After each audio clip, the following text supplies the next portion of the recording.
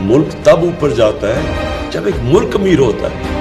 आज हम मगरब के लोगों को देख लें, मगरब के हुक्मरानों को, उनके पास देख लें कितना पैसा है, उनका रहन सहन देख लें,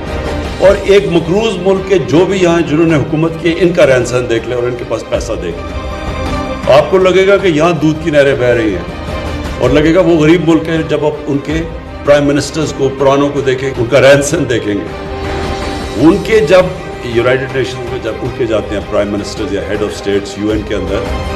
तो वो कितना पैसा खर्च करते हैं, और जो हमारे यहाँ से एक मकरूज मुल्क में जाके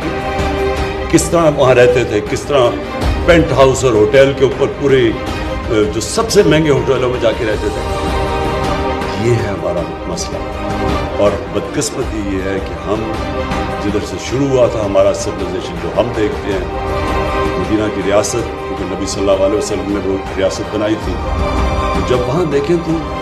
क्या चीज़ सबसे चीज़ सामने आई थी कि जो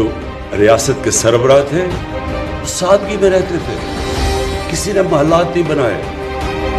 अपने ऊपर पैसा नहीं खर्च करते थे, जो पैसा रियासत में ज़्यादा आता था अपने गरीबों पे खर्च करते थे, कौम को नीचे से ऊपर उठाते थे। फलाई रियासत बनाई उन्होंने।